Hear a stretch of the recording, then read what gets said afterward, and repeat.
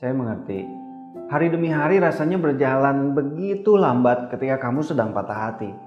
Tapi saya juga yakin kamu bisa melaluinya dengan berani dan penuh harapan tanpa berpaling lagi nih ke belakangnya. Kalau kamu terus berjalan nih ya, melangkah tanpa kamu sadari suatu saat nanti kamu udah berada jauh meninggalkan masa lalu kamu.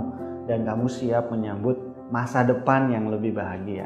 Saya masih ingat bagaimana kondisi saya waktu itu ya, waktu berada dalam posisi kamu dulu. Siang hari rasanya lambat dan penuh beban. Tapi waktu malam nih pas lagi terbaring di ranjang, sendirian di tempat tidur, semua pikiran melayang ke masa lalu dan membuat hati saya beku tanpa rasa. Seiring dengan berjalannya waktu, emang sih rasa sakit, pedih dan kecewa ya sedikit memudar lah.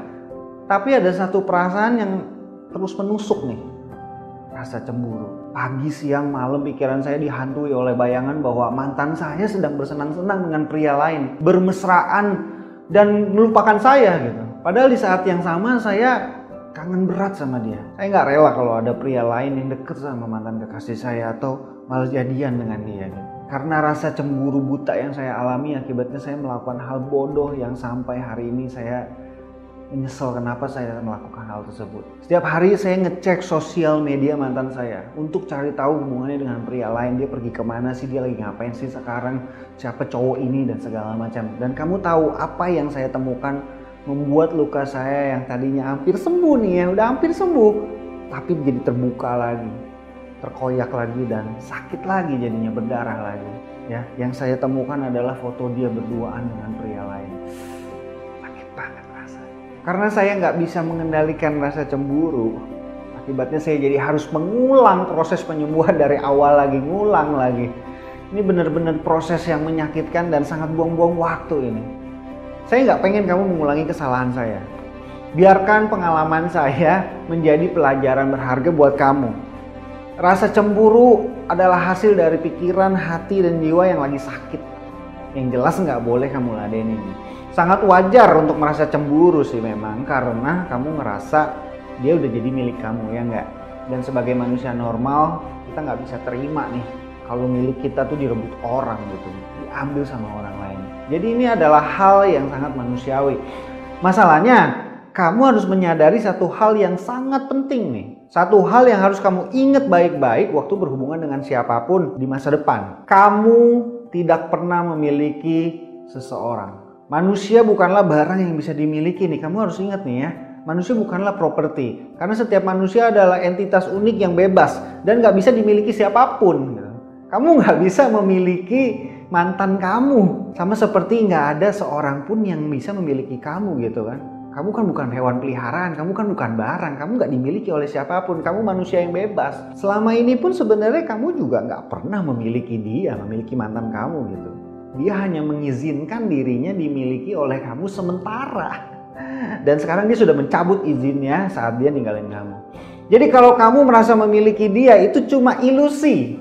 Dan itu ilusi yang sangat berbahaya, yang bisa merusak diri kamu. Rasa cemburu timbul dari campuran emosi takut dan marah ya. Takut kehilangan dia dan marah karena kamu digantikan dengan orang lain sebegitu gampangnya. Dengan kata lain, rasa cemburu timbul karena kurangnya rasa percaya diri dan rasa berharga atas diri sendiri. Ini adalah perasaan yang muncul karena kelemahan kamu sendiri, bukan karena perbuatan orang lain. Kamu sendiri yang menyebabkan diri kamu merasa cemburu. Karena itu cuma kamu yang bisa mengatasinya. Tapi saya juga mengakui kalau rasa cemburu itu adalah perasaan yang sangat nyata, real banget. Saya ngerti banget ya. Untuk mengatasinya kamu harus menyadari sepenuhnya beberapa hal berikut ini. Yang pertama, manusia butuh pelarian. Kalau kamu merasa sakit dan hancur akibat putus cinta kali ini, ingat baik-baik bahwa mantan kamu juga merasakan apa yang kamu rasakan. Oleh karena itu wajar jika kamu dan dia sama-sama mencari orang lain yang bisa dijadikan pelarian sebagai peredam sakit hati. Dan kamu sama sekali nggak perlu khawatir, karena siapapun orang yang dekat dengan dia sekarang nih, orang itu bukanlah kamu. Orang itu hanyalah bayangan dari diri kamu. Dia hanyalah alat untuk melampiaskan kegalauan yang dirasakan oleh mantan kamu. Mantan kamu akan selalu membanding-bandingkan kamu dengan orang pengganti itu. Mantan kamu nggak akan pernah benar-benar suka sama orang itu, ya. Percaya saya deh, mantan kamu nggak akan merasa bahagia melakukan pelarian ini. Yang namanya pelarian nggak akan bikin happy. Justru ini adalah kesalahan besar yang akan membuat dia selalu ingat kamu dan memperparah rasa sakit hatinya, ya. 2, kamu hanya berilusi.